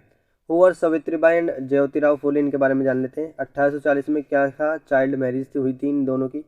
Savitri की एज क्या थी, 10 ईयर्स थी, जबकि ज्योतिराव की एज क्या थी, 13 ईयर्स थी। That capital later in life stop the oppose, और इन्होंने क्या करा था, बाद में चाइल्ड मैरिज को क्या किया था, अपोज किया था, और जो विडो हो जाती है उनको क्या करा था कि आप रीमैरिज कर सकती हैं। ज्योतिराव फुले एक इंडियन सोशल एक्टिविस्ट हैं, थिंकर हैं, एंटी कास्ट सोशल रिफॉर्मर है, राइटर हैं महाराष्ट्र के। इनको क्या बोलते हैं, ज्योतिबा फुले भी इनको बोलते हैं। एजुकेशन के बारे में जान लेते हैं, एजुकेशन कहाँ से हुई इनकी। तो 1841 में फुले ने क्या करी, एजुकेशन ली Scottish missionary high school Pune में, वेयर जिन्होंने क्या करी, इन्होंने अपनी एजुकेशन वहाँ पर कंप्लीट करी। इनकी आइडियोलॉजी क्या है, ये आइडियोलॉजी बेस्ड है लिबर्टी, इक्वलिटी, सोशलिज्म पर। फुले इन्फ्लुएंस है किसकी किताब से, थॉमस पेन्स की बुक जिसका टाइटल है the rights of the man से। मेजर पब्लिकेशन क्या है इनकी, तृतीय रतन 1855, पोवंडा छत्रपति शिवाराजा भोसले यांचा 1869, और गुलामगिरी 1873, जिनसे क्या है ये इंस्पायर है। टाइटल ऑफ महात्मा इन्हें क्या मिला था, महात्मा का टाइटल मिला था। He was best of with the title of Mahatma in 11 May 1888 में by Maharashtrian social activist Vithalrao Krishnaji वेंडकर।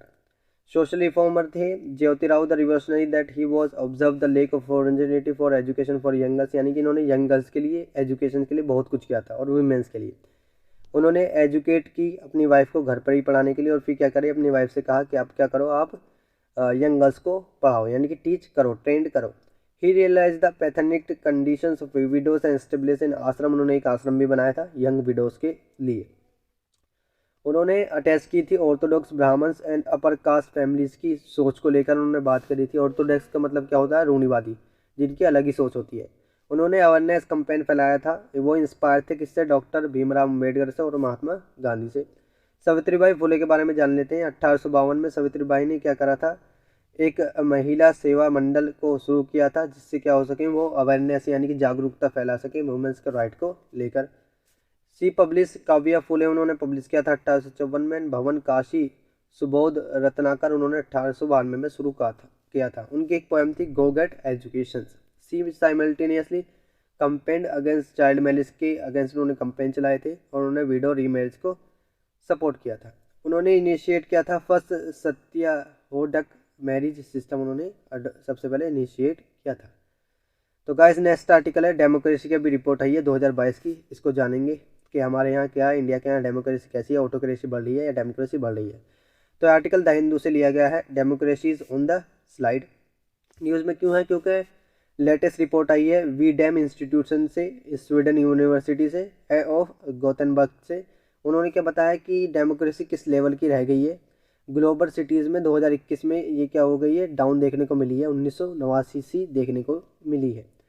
The report, इस रिपोर्ट का टाइटल है, क्योंकि टाइटल हर रिपोर्ट का क्या होता है गाइस, इंपॉर्टेंट होता है। इस रिपोर्ट का टाइटल है democracy report 2022, autocratisation changing nature और वेराइटीज ऑफ डेमोक्रेसी, यानी कि वीडैम ने क्या करा है, largest global dataset on democracy with over 30 million data इन्होंने क्या करा है, कलेक्ट किया है 202 कंट्रीज से 1789 से 2021 तक।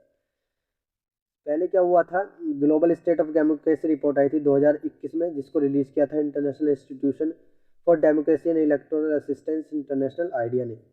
डेमोक्रेसी का मतलब क्या होता है, डेमोक्रेसी होती है रिपोर्ट क्लासिफाई कंट्रीज इनटू एनफोरिज्म, यानी कि जो डेमोक्रेसी की इन्होंने रिपोर्ट दी है उसको वो रिज्यूम में के टाइप में बेस किया गया है, जिसके अंदर सबसे बढ़िया स्कोर है किसका, लिबरल डेमोक्रेटिक इंडेक्स का, यानी कि liberal democracy, electoral democracy, electoral autocracy, close autocracy. अभी हम समझेंगे डेमोक्रेसी और ऑटोक्रेसी में डिफरेंस क्या होता है। तो दो तरह की तो इन्होंने डेमोक्रेसी बताई है और दो तरह की इन्होंने ऑटोक्रेसी बताई है। एलडीआई कैप्चर बोथ लिबरल का मतलब क्या होता है, इंडिविजुअल और माइनॉरिटी राइट्स। इलेक्टोरल एस्पेक्ट्स का मतलब क्या होता है, free and fair elections of democracy based on 71 indicators that make up the liberal component index LCI and the electoral democracy index. इस स्लाइड से समझते हैं क्या होते हैं ये सब। ऑटोक्रेसी का मतलब क्या होता है, रूल बाय वन, यानी कि जो पूरी जनता पर एक ही क्या करे, शासन करे, उसको बोलते हैं ऑटोक्रेसी। अब डेमोक्रेसी को समझते हैं। डेमोक्रेसी क्या होता है, रूल बाय ऑल, यानी कि सारे के सारे पीपल क्या करें, डायरेक्ट वोट करें, उससे क्या हो, एक आदमी चुना जाए जो क्या हो, उसको क्या बोलते हैं, डेमोक्रेसी बोलते हैं, यानी कि सब उसमें क्या करते हैं, रूल्स करते हैं। ओलिगरेसी क्या होती है, रूल बाय फ्यू, यानी कि कुछ लोग क्या करते हैं, जनता पर रूल करते हैं, उसको क्या बोलते हैं, ओलिगरेसी बोलते हैं। प्लूटोक्रेसी क्या होती है, जिसमें क्या होते हैं, सिर्फ रिच पीपल क्या करते हैं, लोगों पर रूल करते हैं। अब देख लेते हैं डेमोक्रेसी कहाँ से आया, डेमोक्रेसी का मतलब क्या है, ऑटोक्रेसी कहाँ से आया, ऑटोक्रेसी का मतलब क्या है। तो डेमोक्रेसी एक ग्रीक वर्ड है जो डेमोस से निकला है। डेमोस का मतलब होता है पीपल और क्रेटोस का मतलब होता है पावर। पावर का मतलब ऑथोरिटी। तो इससे क्या मिलकर बना है, इससे डेमोक्रेसी मिलकर बना है। गवर्नमेंट क्या होती है डेमोक्रेसी में, power and standard of the government are given to it by the people, यानी कि पीपल क्या होते हैं, गवर्नमेंट को चुनते हैं। ऑटोक्रेसी का मतलब क्या है, ग्रीक ऑटो मीन्स क्या होता है, सेल्फ, और क्रेटोस मतलब होता है पावर और अथॉरिटी, यानी कि सेल्फ पावर को ही क्या बोलते हैं, ऑटोक्रेसी बोलते हैं। वन पर्सन और group holds all the power, यानी कि एक पर्सन और ग्रुप, पूरा का पूरा ग्रुप क्या करता है, सारी की सारी पावर्स को होल्ड करता है। अब देख लेते हैं, in addition the LDI also users in equality component index, LDI ने यूज करा है। To what extent different social groups are equals, participative component index use करा है। Health of citizen group, civil society organisation and deliberative component index use करा है। Whether political decision taken through public reasoning, focus on common goods और through emotional appeals. अब इस reports की finding क्या है, अब देख लेते हैं टॉप परफॉर्मेंस कौन है और टॉप बॉटम में कौन है। तो सबसे पहले क्या हुआ है, स्वीडन ने इसमें क्या करा है, एलडीआई इंडेक्स में क्या करा है, टॉप करा है। और स्कैंडिनेवियन आइसलैंड आप समझते होंगे, स्कैंडिनेवियन आइसलैंड वो होते हैं फिनलैंड, नॉर्वे, स्वीडन जो होते हैं, डेनमार्क, आइसलैंड, ये क्या है, स्कैंडिनेवियन आइसलैंड है। तो इन कंट्रीज ने क्या करा है, टॉप करा है। Denmark, Norway along with Costa Rica और न्यूजीलैंड ने क्या करा है, डेमोक्रेसी के रैंक में क्या करा है, टॉप करा है। इसमें इंडिया का परफॉर्मेंस क्या आता है, तो रिपोर्ट ने बताया क्या हो रहा है कि इंडिया के अंदर डेमोक्रेसी डिक्रीज देखने को मिली है और ऑटोक्रेसी इंक्रीज देखने को मिली है। India is part of in broader global trend of anti political parties में देखने को मिली है। इंडिया की रैंक इसमें कितनी आई है, 93rd रैंक आई है इंडिया की एलडीआई में। इंडिया का क्या हुआ है, बॉटम 50% ऑफ द कंट्रीज से क्या हुई है, इंडिया नीचे आई है। ये स्लैप हुई है इलेक्ट्रल डेमोक्रेसी इंडेक्स में भी, इसकी रैंक इंडिया की क्या आई है, 100 आई है। इन साउथ एशिया में इंडिया की रैंक क्या हुई है, इन सबसे नीचे है श्रीलंका, नेपाल, भूटान, जबकि पाकिस्तान से क्या है, थोड़ी सी ऊपर है एलडीआई में इंडिया की रैंक। स्प्रेडिंग ऑटोक्रेसी, यानी कि ऑटोक्रेसी क्या हो रही है, इंडिया में बहुत तेज़ी से फैल रही है। Autocratisation is spreading rapidly within 33 countries में क्या हो चुकी है, अब तक ऑटोक्राइजेशन हो चुकी है। ऑटोक्राइजेशन मतलब कि सिर्फ एक ही बंदा क्या करता है, पूरी कंट्री पर राज करता है। Signing A sharp brick form in average of 1.2 cups per year, 2021 so record 6 cups resulting in 4 new autocracy आपको देखने को मिली है। जैसे मिलिट्री कूप लग जाता है तो क्या होता है, वो भी ऑटोक्रेसी में आ जाता है। जैसे चैड, गुयाना, माली और म्यांमार में भी क्या लगा है, मिलिट्री कूप लगा है, तख्ता पलट हो गया है। क्लोज ऑटोक्रेसी और डिक्टेटरशिप आपको देखने को मिली है, यानी कि बढ़ी है वो भी 25 to 30 बिटवीन 2021 एंड 2021 क्या हुई है 2020 और 2021 में क्या हुई है 25 से 30 देखने को मिली है डिक्टेटरशिप। तो गाइज वीडियो अच्छी लगे तो वीडियो को लाइक करें, चैनल को सब्सक्राइब करें। मिलते हैं अगली वीडियो में, तब तक के लिए थैंक यू।